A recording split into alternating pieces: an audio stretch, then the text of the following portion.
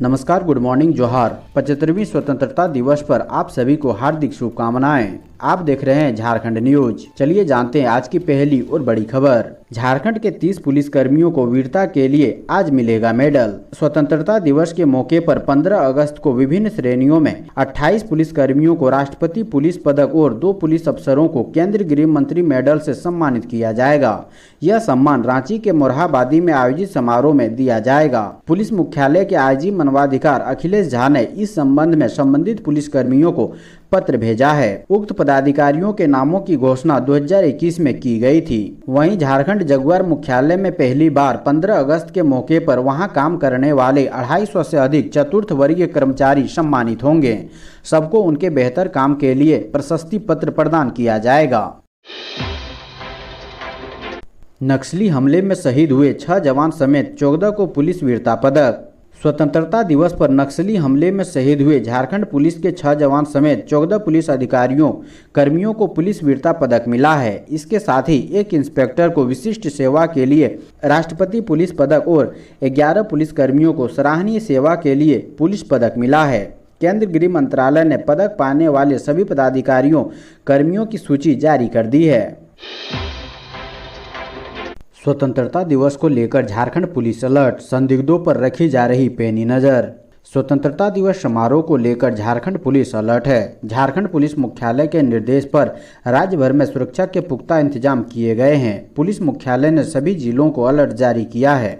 नक्सल प्रभावित क्षेत्रों में गश्त तेज की गई है। दूसरी तरफ संदिग्धों पर नजर रखी जा रही है। राज्य के सभी होटल, लॉज में ठहरने वालों का भी पूरा ब्यौरा लिया जा रहा है। कब से कहां ठहरे हैं, किस काम से आए हैं और उनके पहचान पत्र आदि भी देखे जा रहे हैं। कांग्रेस की गौरव यात्रा संपन्न, मंत्री रामेश्वर उरांव ने मोदी सरकार पर साधा निशाना। लोहरदगा जिला कांग्रेस कमेटी के तत्वाधान में आजादी की 75वीं वर्षगांठ के अवसर पर पिछले 9 अगस्त से 14 अगस्त तक चलाई जा रही गौरव यात्रा का रविवार को समापन हो गया। पद यात्रा का प्रारंभ कुंडू प्रखंड के ग्राम पंडरा से शुरू किया गया, जो रांची कुंडू मुख्य पथ होते हुए कुंडू बस स्टैंड स्थित वीर बुद्धू भगत की प्रतिमा के समक्ष श्रद्धांजलि के बाद संपन्न हो गई। स्थानीय विधायक सह मंत्री डॉक्टर रामेश्वर उरांव ने कुंडू बस स्टैंड स्थित वीर बुद्धू भगत की प्रतिमा पर माल्यार्पण कर श्रद्धांजलि दी। उन्होंने कहा कि मोदी सरकार की गलत नीतियों के कारण देश पिछड़ता जा रहा है। अर्थव्यवस्था पूरी तरह चौपट हो चुकी है। झारखंड के वित्त मंत्री डॉक्टर रामेश्वर उरांव ने कहा कि महंगाई आसमान छू रही है। पूरे देश में नौकरियां समाप्त हो गई है। देश के युवाओं को रोजगार देने में मोदी सरकार पूरी तरह विफल साबित हुई है। आम लोगों का जीवन यापन कठिन हो गया है। इसलिए इस सरकार से निजात पाने का एक ही विकल्प है कि 2024 में देश की जनता उन्हें सत्ता से बेदखल करे। झारखंड में चाकू से वार कर बेरहमी से युवक की हत्या, आक्रोशित लोगों ने किया सड़क जाम। झारखंड के गिरिडीह जिले के पंचबा थाना क्षेत्र में अपराधियों ने चाकू से वार कर एक शख्स की हत्या कर दी। मृतक का नाम मोहम्मद जावेद बताया जा रहा है। हत्या के विरोध में आक्रोशित लोगों ने सड़क जाम कर दिया। सूचना मिलते ही पुलिस मौके पर पहुंची और लोगों को शांत कराया। पुलिस मामले की जाँच कर रही है। बताया जा रहा है कि 3 अपराधियों ने इस वारदात को अंजाम दिया है। इनकी गिरफ्तारी के लिए पुलिस छापेमारी कर रही है। खबरों में आगे बढ़ने से पहले वीडियो को लाइक करना ना भूलें। 15 अगस्त को 110 कैदी होंगे रिहा, झारखंड सरकार ने माफ की इन कैदियों की सजा। आजादी का अमृत महोत्सव के कार्यक्रम के क्रम में पहले चरण 15 अगस्त को स्वतंत्रता दिवस के अवसर पर बंदियों की शेष सजा अवधि को माफ करते हुए उन्हें रिहा किया जाएगा। गृह विभाग ने इस संबंध में आदेश जारी कर दिए हैं। झारखंड की विभिन्न जेलों में सजा काट रहे 110 बंदियों को 15 अगस्त स्वतंत्रता दिवस के अवसर पर रिहा किया जाएगा। झारखंड सरकार ने इन सभी दोष सिद्ध बंदियों की सजा माफ कर दी है। आजादी का अमृत महोत्सव के कार्यक्रम के क्रम में पहले चरण 15 अगस्त के अवसर पर बंदियों के जेल में अच्छे आचरण को देखते हुए उनकी शेष सजा अवधि माफ करते हुए रिहा करने का निर्णय लिया गया है।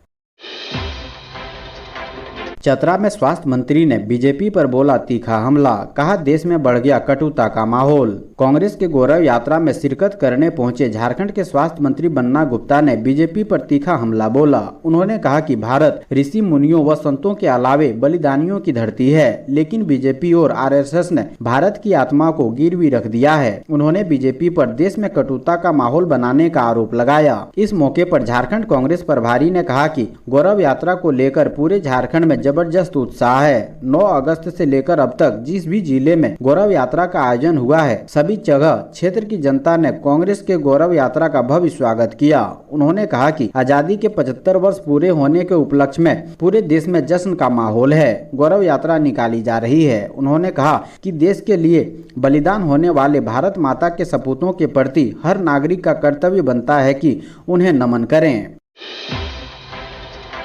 बोकारो में आजादी के जश्न का अनोखा अंदाज। 4 किलोमीटर लंबा तिरंगा लेकर निकाली यात्रा, 10,000 लोग हुए शामिल। आजादी के अमृत महोत्सव को लेकर लोग अपने तरीके से तिरंगे के सम्मान में कार्यक्रम आयोजित कर रहे हैं। आजादी के अमृत महोत्सव और हर घर तिरंगा कार्यक्रम को लेकर बोकारो के चास में भी जोहार वेलफेयर सोसाइटी की ओर से 4.5 किलोमीटर लंबे तिरंगे को लेकर तिरंगा यात्रा लगभग 8 किलोमीटर तक चलाई गई। यह तिरंगा यात्रा चास के जोधा डी मोड़ से निकाली गई, जो विभिन्न चौक चौराहों से गुजरते हुए सेक्टर 4 के गांधी प्रतिमा के पास खत्म हुई। इस दौरान स्कूली छात्र छात्राएं और आम लोग इस तिरंगा यात्रा में शामिल हुए। तिरंगा यात्रा के दौरान बारिश होने के बावजूद लोग पूरे उत्साह के साथ तिरंगे को पकड़कर अपने अपने तरीके से सहयोग कर रहे थे। यात्रा में बज रहे देशभक्ति के गाने पर क्या महिला और क्या पुरुष सभी लोग झूमते नजर आए। इस दौरान महिलाएं इस भव्य तिरंगा यात्रा को अपने कैमरे में कैद करने के लिए सेल्फी लेती नजर आई। इस यात्रा में 10,000 से अधिक लोगों के शामिल होने का दावा किया गया। आजादी की 75वीं वर्षगांठ पर भी गिरिडीह जिले के 350 गांव सड़क सुविधा से वंचित। माले ने उठाया सवाल। आजादी की 75वीं वर्षगांठ पर 9 से 15 अगस्त तक भाकपा माले द्वारा चलाए जा रहे विशेष अभियान के बीच पार्टी की ओर से गिरिडीह जिले के 350 से भी अधिक गाँवों को सड़क से नहीं जोड़े जाने पर सवाल उठाया है। इसे लेकर डीसी नमन प्रियेश लकड़ा को ज्ञापन सौंपते हुए तत्काल राज्य और केंद्र सरकार को पत्र लिखने का आग्रह किया गया। इस संदर्भ में भाकपा माले विधायक विनोद सिंह ने कहा कि आजादी के 75 वर्ष हो गए हैं। यह वर्ष सरकार के द्वारा अमृत काल के रूप में मनाया जा रहा है, लेकिन 75 वर्ष बीत जाने के बावजूद सच्चाई यह है कि शिक्षा, स्वास्थ्य, ग्रामीण विकास के क्षेत्र में बुनियादी सुविधाओं का घोर अभाव है। सरकारी अस्पताल में विधायक ने बेटे को दिया जन्म, बोली इससे सरकारी अस्पतालों पर बढ़ेगा लोगों का भरोसा। अक्सर यह बातें सुनने को मिलती है कि जनप्रतिनिधि या अधिकारी अपना इलाज सरकारी अस्पतालों में नहीं करवाते हैं, उनके बच्चे सरकारी स्कूल में नहीं पढ़ते हैं, लेकिन ऐसी बात नहीं है। झारखंड के रामगढ़ की विधायक ममता देवी ने अपना डिलीवरी सरकारी अस्पताल में कराया है। सदर अस्पताल में एडमिट ममता देवी को नॉर्मल डिलीवरी से पुत्र रत्न की प्राप्ति हुई है। एक विधायक का प्राइवेट नर्सिंग होम में ना जाकर सरकारी अस्पताल में डिलीवरी कराना इन दिनों चर्चा का विषय बना हुआ है। झारखंड के मुख्यमंत्री हेमंत सोरेन ने विधायक ममता देवी को बधाई दी है, जिसके बाद सोशल मीडिया पर इसकी चर्चा खूब होने लगी है। ममता देवी के प्रशंसकों ने भी डिलीवरी के बाद अस्पताल में लड्डू बांटे। सोशल मीडिया पर भी उनकी खूब तारीफ हो रही है।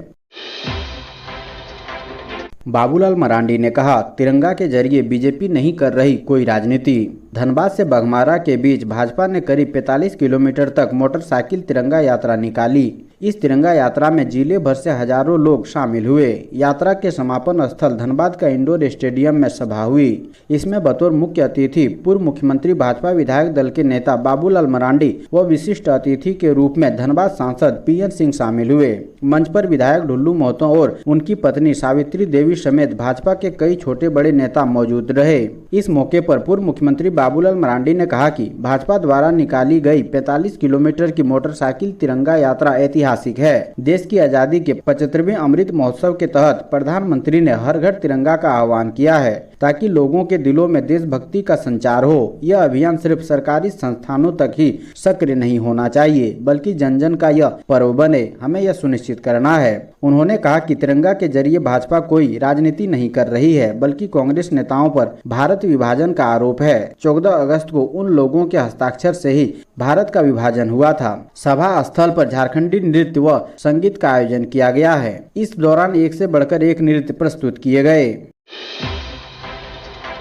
अविनाश पांडे ने कहा, पीएम मोदी जनता को धोखा देने का काम कर रहे, उससे जनता को बचाना कांग्रेस कार्यकर्ताओं की जिम्मेवारी। रांची में 9 से 14 अगस्त तक चली कांग्रेस की गौरव यात्रा के समापन कार्यक्रम में झारखंड प्रभारी अविनाश पांडे शामिल हुए।